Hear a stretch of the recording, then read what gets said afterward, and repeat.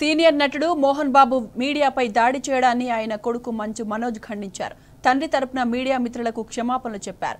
మీడియాపై దాడి చేయడం బాధ కలిగించిందన్నారు. తన భార్య 7 నెలల కూతురి పేరు లాగుతున్నారని భావోద్వేగానికి లోనయ్యారు. తాను సొంత కాళ్లపై నిలబడ్డానన్న మనోజ్ ఎవరి ఆస్తి అడగలేదని స్పష్టం చేశారు. సాయంత్రం ప్రెస్ మీట్ పెట్టి అన్ని విషయాలు వెల్లడిస్తానని చెప్పారు.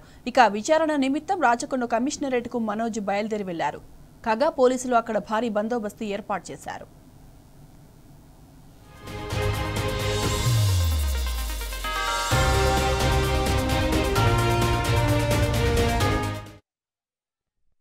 హైకోర్టులో Mohan Babu lunch motion petition తనకి పోలీసులు జారీ చేసిన నోటీసును సవాల్ చేసిన మోహన్ బాబు తన ఇంటి వద్ద పోలీస్ పికెట్ ఏర్పాటు చేయాలని ఆదేశాలు ఇవ్వాలని కోరిన మోహన్ బాబు తాను సెక్యూరిటీ కోరిన భద్రత కల్పించలేదని వెంటనే తనకు భద్రత కల్పించాలని పిటిషన్ వేశారు మోహన్ బాబు.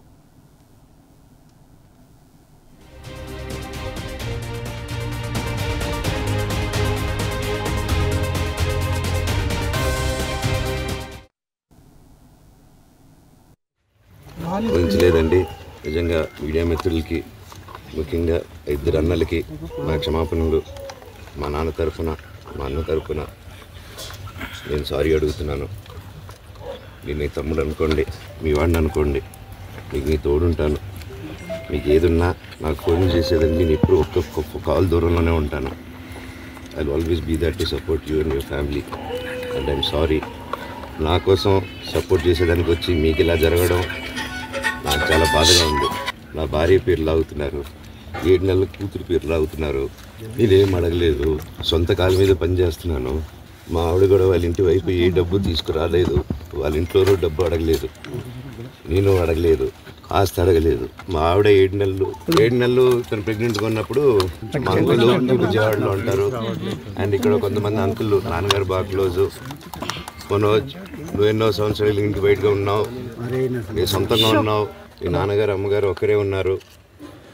మీ అన్నయ్య ఏమో దుబాయ్కి షిఫ్ట్ అయిపోయాడు ఫ్యామిలీతో. తనకి ఇప్పుడు మీ అమ్మ అవసరం ఉంది, పెద్దోళ్ళ అవసరం ఉంది. నువ్వు అక్కడే ఎలా చూసుకుంటావు అంటే నాకు ఆ రోజు మా భార్య కూడా ఒకసారి వాళ్ళు అన్నీ చెప్తున్నారు కదా, ఎందుకంటే ఒకసారి వినండి అంటే సరే అమ్మా నీకోసం వస్తాను అని చెప్పి మళ్ళీ తిరిగి రావడం జరిగింది. ఈరోజు నా గురించి ఆరోపణలు వేస్తున్నారంటే అది నేనేం చెప్పలేను. ఓన్లీ మీకు ఆధారాలు మాత్రమే చూపించగలుగుతాను. ఇప్పుడు వాళ్ళు చెప్పి నేను చెప్పి ఇది కరెక్ట్ కాదండి. నేను ఎప్పటి నుంచో కూర్చొని మాట్లాడదాం అంటున్నాను. ఆ చుట్టుపక్కల గ్రామాలందరూ మా నాన్నమ్మలూరు, అమ్మమ్మలూరు అందరూ మా వాళ్ళండి. వాళ్ళ పిల్లలు, మనవాళ్ళు, వాళ్ళ బంధువులు. సో వాళ్ళకి అన్యాయం, వాళ్ళు అర్జీలు పెట్టుకున్నారు, వాళ్ళ లెటర్లు పంపించారు, వాళ్ళన్నీ చేశారు. నేను వాళ్ళకి సపోర్ట్గా మద్దతుగా నిలబడి ఏమైంది నేను అడిగేసరికి వినయ్ అతనికి ఫోన్ చేశారు, మెసేజ్లు పెట్టాను. సార్ వాట్ ఈస్ హ్యాపెనింగ్, ఇంకా కావాలంటే కాళ్ళ మీద కూడా పడతానండి, ఈ ఇష్యూ క్లియర్ చేయండి, మాట్లాడుకుందాం అంటే చాలా దురుసుగా రిప్లైలు పెట్టారు. నేను ప్రతిదీ ఈరోజు సాయంత్రం 5:30కి ప్రెస్ మీట్ పెట్టి ఈరోజు ఈవినింగ్ ప్రతిదీ చెప్పేస్తాను. ఆ రోజు నేను పోలీసు సపోర్ట్ అడిగినప్పుడు స్టేషన్కి 100కి ఎందుకు ఫోన్ చేశాను. ఇంట్లో 10 బండ్లు ఉన్నాయి, అందరూ ఉన్నారు ఇంట్లో. మరి ఇన్ని బండ్లు ఉంటే ఇంట్లో ఎవరికైనా ఏదైనా అయితే కారుల్లో తీసుకెళ్తాం. ఆ రోజు 108 అంబులెన్స్ వచ్చింది మా ఇంటికి. ఈ విషయం ఎవరికైనా తెలుసా?